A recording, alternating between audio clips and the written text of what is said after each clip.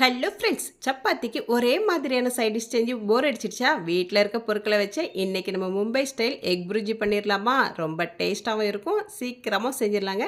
அதுக்கு தேவையான பொருட்கள் என்னென்னு பார்த்துடலாமா? 6 பல்லாரி எடுத்துருக்கேன். இது பெரிய சைஸ் வெங்காயம். நீங்கள் எத்தனை பேரோ அதுக்கேற்ற மாதிரி எடுத்துக்கோங்க. அதுக்கப்புறமா காரத்துக்கு 2 பச்சை மிளகாய், 2 நல்ல பழுத்த தக்காளி பழம், வெங்காயம், தக்காளி, பச்சை மிளகாய், இது எல்லாத்தையுமே கழுவி எடுத்து வச்சுருக்கேன். அதுக்கப்புறமான மெயின் ஹீரோவே முட்டை தாங்க. முட்டை இருந்தால் மட்டும்தான் இதை செய்ய முடியும். முட்டை அதிகமாலாம் தேவைப்படாது, வெறும் 3 முட்டை மட்டும் இருந்தால் போதும். அதுக்கப்புறம் ஒரு அகலமான கடாயில் 2 ஸ்பூன் அளவுக்கு எண்ணெய் சேர்த்துக்கலாம். எண்ணெய் நல்லா சூடானதுக்கப்புறமா 1/2 ஸ்பூன் மெயினாக சோம்பு மட்டும்தான் சேர்க்கணும், வேறு எதுவும் இதில் சேர்க்கக்கூடாது. சோம்பு நல்லா பொரிஞ்சதுக்கப்புறமா நம்ம வச்சுருக்க வெங்காயத்தை எல்லாமே நான் கிராஸாக கட் பண்ணியிருக்கேன். நல்லா மெல்லிஸாக கட் பண்ணிக்கோங்க, அப்போ தான் சீக்கிரமாக வதங்கும். வெங்காயத்தை போட்டதுமே நல்லா வதக்க ஆரம்பிச்சிருங்க. மிதமான தீயை வச்சுக்கிட்டு கைவிடாமல் இப்படி வதக்கிக்கிட்டே இருக்கணும். கொஞ்சம் கைவிட்டால் கூட ஒரு பக்கம் வெங்காயம்லாம் தீஞ்சு போயிடும்.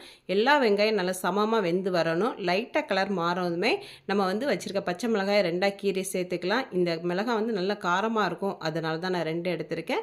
நீங்கள் காரம் கொஞ்சம் அதிகமாக சேர்க்குறதா இருந்தீங்கன்னா கூட 2 பச்சை மிளகாய் சேர்த்துக்கோங்க. சப்பாத்தி கூட வச்சு சாப்பிடும்போது கொஞ்சம் காரம் நல்லா தூக்கலாகவே இருக்கும். அது மட்டும் இல்லைங்க, மிளகாயை கீரி போடாமல் நல்லா குட்டி குட்டியாக கட் பண்ணி போட்டிங்கன்னா உள்ளே வச்சு சாப்பிட்றலாம், வெளியில் தூக்கி போடவே வேண்டியதில்லை.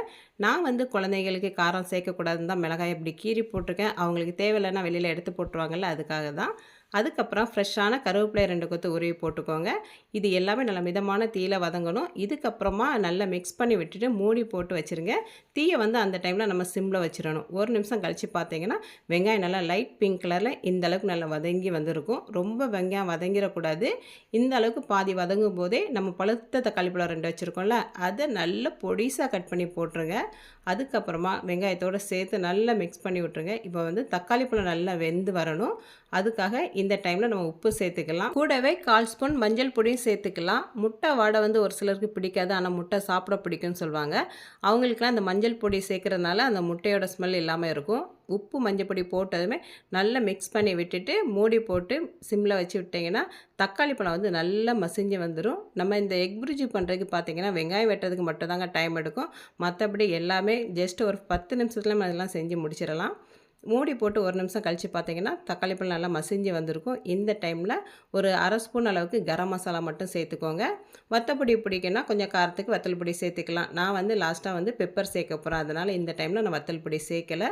இப்போ கரம் மசாலா சேர்த்ததுமே நல்லா மிக்ஸ் பண்ணி விட்டுட்டு நம்ம வச்சுருக்க முட்டையை 1 பை 1 உடச்சி ஊற்றிக்கலாம். எல்லாமே நல்ல முட்டைங்க போயிட்டு நான் அப்படியே உடச்சி ஊற்றுறேன். உங்களுக்கு டவுட்டாக இருந்துச்சுன்னா கிண்ணத்தில் உடச்சி ஃபஸ்ட்டு ஒன்றா ஊற்றிக்கோங்க. ஒவ்வொரு முட்டையாக கிண்ணத்தில் உடச்சி ஊற்றிட்டு அதுக்கப்புறமா உள்ளே சேர்த்துக்கோங்க. 3 முட்டையும் சேர்த்ததுமே நல்லா மிக்ஸ் பண்ணி விட்டுருங்க. இந்த டைமில் தீயை கொஞ்சம் அதிகப்படுத்திக்கிட்டு கைவிடாமல் நல்லா கலந்து விட்டுக்கிட்டே இருங்க, இல்லைன்னா அடியில் கொஞ்சம் பிடிச்சிக்கும்.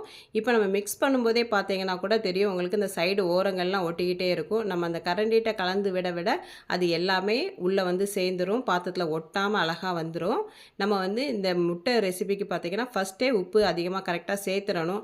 அப்படி கம்மியாக சேர்த்துட்டு லாஸ்ட்டாக சேர்க்கலாம்னு சொல்லிட்டு வைக்காதீங்க. ஏன்னா இந்த டைமில் நம்ம உப்பு போட்டோம்னா அது கரையாது, அங்கங்கே கொஞ்சம் உப்பு தூக்கலாக இருக்கும். அதனால் ஃபஸ்ட்டே நம்ம உப்பு பார்த்து கவனமாக சேர்த்துக்கோங்க, அவ்வளோதாங்க. நல்லா மிக்ஸ் பண்ணி விட்டுறணும். அது நல்லா உதிரியாக வந்ததுக்கப்புறமா நல்லா ஃப்ரெஷ்ஷான கொத்தமல்லி எல்லாம் ஒரு கைப்பிடி அளவுக்கு நல்லா பொடிசாக கட் பண்ணி சேர்த்துக்கோங்க.